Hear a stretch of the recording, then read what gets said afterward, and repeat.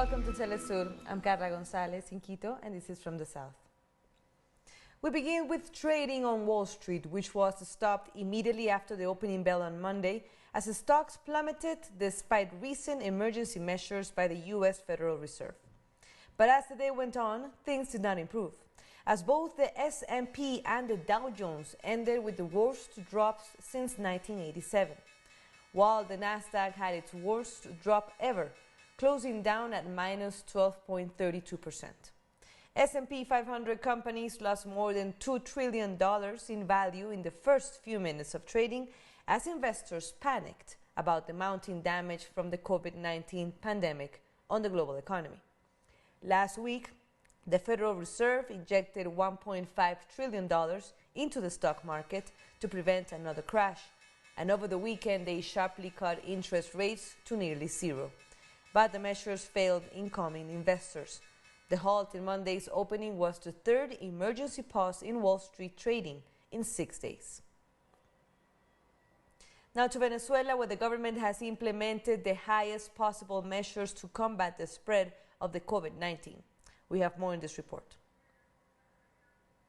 16 highways across Venezuela and 7 entry ports to Caracas were part on Sunday of the effort to contain the COVID-19 outbreak. The Bolivarian armed forces and civil defense officials delivered information on ways to prevent the spread and how to deal with an eventual outbreak in the country. The goal of this exercise is to control the city's entry points. It is important to contain the spread of the virus by staying at home, suspending work, suspending school. These measures could eventually escalate depending on how the virus is spread in Venezuela. Police, military, and civil protection agencies will deliver information to those using public transportation. If there are crowds, then it's better not to go. People must wash their hands the right way. We usually wash our hands just by wetting them, but hand washing must take at least a minute. Venezuela has taken the recommendations of the World Health Organization to heart in order to lead the way during this emergency. I want the people of Venezuela to know that the virus is already here, and that health authorities and the Bolivarian government are in contact with the UN's health institutions. We are listening to what they are saying and applying the recommended measures progressively. This is not only a task for the state, but for all Venezuelans. Popular organizations are also assuming an important role by organizing, educating, and helping out with preventive measures. The people are organizing popular organizations, community councils, and people in the street. We are all ready, and we are holding various meetings so that we can assist the president's initiative. Venezuela has so far confirmed nearly 20 cases of COVID-19. Prevention and social distancing are the main strategies to combat it. This is an uphill battle, but if we all help, then Venezuela will defeat the novel coronavirus that has affected the globe. Participation is key, as is collaboration, solidarity. So we all may move forward. We need to respect all of these measures.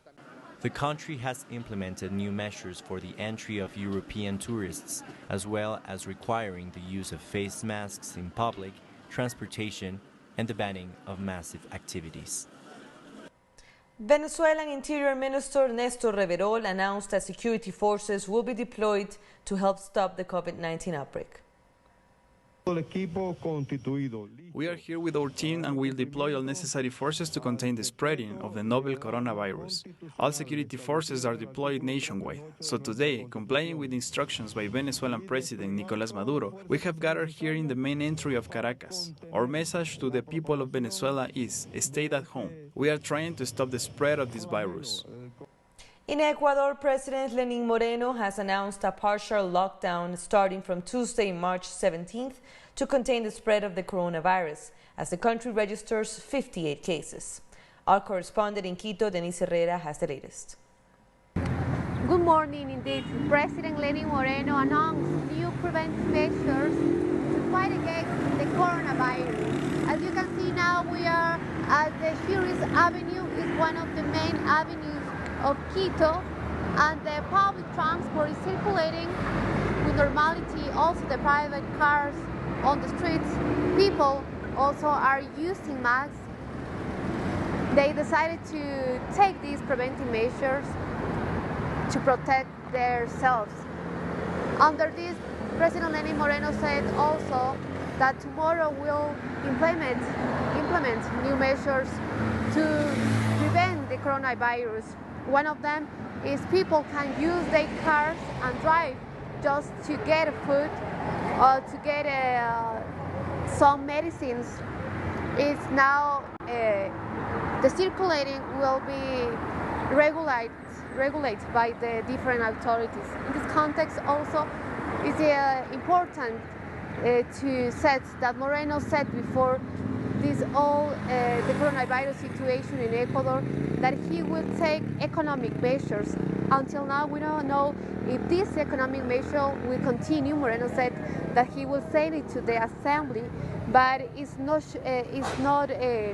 clear to how this economic measure will affect all the Ecuadorian people. Different social organizations of workers and teachers rejected this all economic measure, but until now Moreno is not clear about these measures. Until now, also Ecuador has reported 58 cases of coronavirus and 2 people have died about the coronavirus in Ecuador.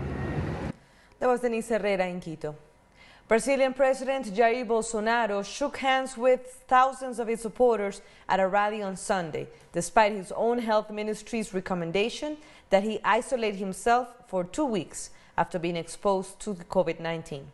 Bolsonaro shook hands and took selfies at the rally in Brasilia, while thousands others rallied in Sao Paulo, Rio de Janeiro and other cities, ignoring health officials' advice to avoid large gatherings due to the pandemic.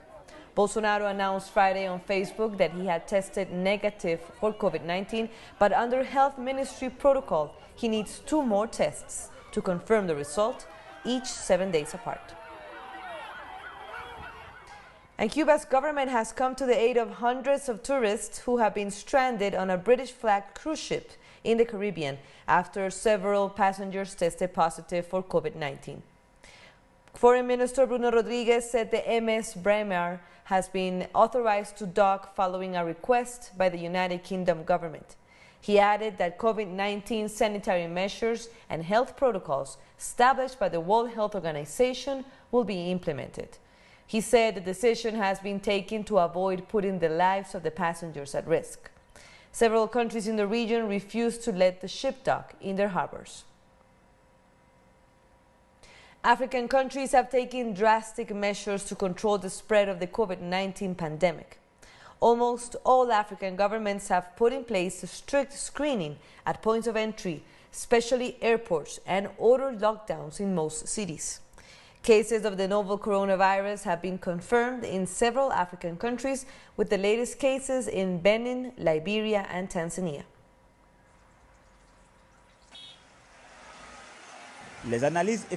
Analysis performed at the reference laboratory for hemorrhagic viral fevers in Cotonou confirmed the diagnosis of COVID-19 on a sample from a suspect case, monitored at the isolation and management site for Cotonou. Benin has thus just recorded a case of infection with coronavirus, COVID-19. Meanwhile, Kenya has closed all schools and ordered all students to go home. The order comes after Kenya announced strict measures which include blocking entry to foreigners who do not have a valid resident permit and are coming from a country with confirmed cases. Kenya has 3 cases of the pandemic so far. Because now it's not a question of anybody following them up to follow the instructions. They know all the time they must wash their hands. Number 2, they should keep their hands from the eyes. And number 3, they should avoid gatherings.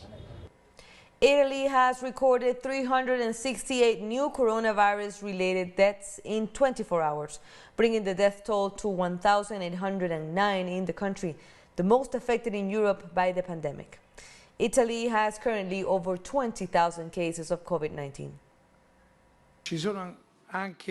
We also have 2,853 new cases of positive patients. The total number of positives we have right now is 20,603. Of these, 9,268 are in residential isolation, with no or very few symptoms. 1,672 are in intensive care, still around 10% of the total number of infected patients. Unfortunately, today we have registered 368 more deaths. A group of protesters demonstrated in front of the British Prime Minister's residence to demand a change on how the government is handling the COVID-19 outbreak. British citizens demanded to know why the UK has not closed bars and restaurants, banned large events, or shut schools to slow the spread of the COVID-19, which has been done by other European countries. Well, we're here because this is a public health emergency. The government is failing to listen to the World Health Organization, who are recommending we go into lockdown. They're putting the economy over the most vulnerable in society. What we need is to pause the system. We need to go into lockdown to give us a break from this economic system that's crippling us and the planet.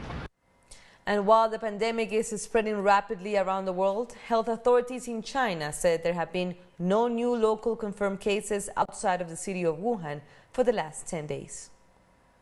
In other cities in Hubei province than Wuhan, there have been no new local confirmed cases in 10 consecutive days. The number of new local confirmed cases in provinces outside Hubei have been in single digit since February 27, and there have been 0 reports for 3 consecutive days. The top priority now is medical treatment and improve the cure rate.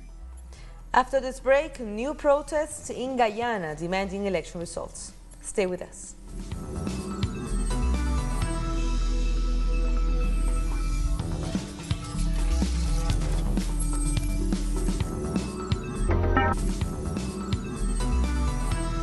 Welcome back. Let's continue with news.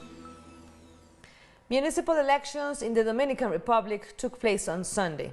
The population took to the polls despite the spread of the COVID-19 and doubts over the causes that led to the suspension of the same elections last February 16th.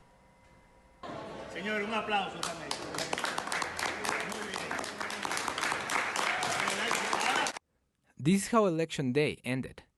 Many celebrated the turnout. It didn't matter whether it was low or high. Dominicans gave a message to the world. Democracy won after last month's unprecedented suspension of elections. And although people still don't know the causes that led to the failure of the automatic system, the only thing to do was to vote. The process was completely manual. After last month's failed election, the people took over the system and was vigilant in counting the votes. Dominicans sent an important message. This has served and continues to serve so that those who come here know that there is a large population, especially of young people who are emerging and who are attentive to the Dominican Republic doing things well. As night came, little by little, polls were counted. Doing it manually is slower, so patience and understanding are key. Not all the electoral boards have the same size and the same number of polling stations. Neither will they count results at the same speed. The important thing is that everything will be made public. Peace prevailed. The Dominican Republic showed its willingness to dialogue. Among other authorities, 158 mayors were chosen, as these elections will define the roadmap for the presidential elections of May 17th. In other news, Guyana's President David Granger says the Caribbean community team that has been tasked to oversee the recount of votes for the March 2nd general elections must work under the terms of reference to be established by the Guyana Elections Commission. As a result of the delays and statements by the observer missions, the Caribbean community sent a 5-member delegation of prime ministers to Guyana on a 2-day mission on 11th and 12th March to work with stakeholders to craft a path forward out of the present political situation. Prime Minister of Barbados, the Right Honourable Miamor Motley, who is chairperson of CARICOM, was accompanied by Prime Minister Dr. Keith Rowley of Trinidad and Tobago, Roosevelt Skerritt of Dominica, Dr. Keith Mitchell of Grenada, and Dr. Ralph Gonzalez of St. Vincent and the Grenadines. In response to the CARICOM initiative by the 5 prime ministers, I agreed that a total national recount could be done to satisfy the questions raised by observers and the citizenry. I had a telecommunications conference with Prime Minister Mia Mottley today, 15th of March 2020. I proposed that the CARICOM initiative should operate within the legal framework of the Constitution of Guyana and respect the role of the Elections Commission and the rulings of the Supreme Court. It will not act independently. I urged also that the Commission be allowed to craft the terms of reference governing the relationship between the CARICOM initiative and the Elections Commission. The organizational structure, which should embody supervisory and technical elements, should be determined by the Elections Commission. The Government of Guyana looks forward to a total national recount being completed as soon as possible under the auspices of the Elections Commission. And opposition leader Barak Jagdeo gave a press conference where he said he was pleased with the decision for a complete recount of votes in an attempt to end the crisis. We are very pleased that today we have managed, through the kind offices of the Prime Minister of Barbados, to chart a way forward that would be acceptable to both sides. And that is a total recount of all the ballots in Region 4. It is something that we've been asking for a while. Meanwhile, a new wave of protests erupted across Guyana, with demonstrators burning tires and clashing with the police as they continue demanding for the release of verified presidential election results. The Elections Commission on Friday said that President David Granger had won a second term. However, opposition parties and international election observers expressed concerns about the credibility of the results and demanded a complete recount. March 14th marked 2 years since the assassination of Rio de Janeiro councillor and human rights activist Marielle Franco and her driver Anderson Gomez. The crime in Brazil remains unresolved and has become an example of the impunity regarding violence against human rights defenders in the country. In March last year, authorities arrested 2 suspects in connection with the murder. However, her family and friends insist that the investigation must focus on the people who ordered the assassination and not only on those who pulled the trigger. Coming up, South Sudan has a transitional government, raising hopes of an end of the conflict. Don't go away.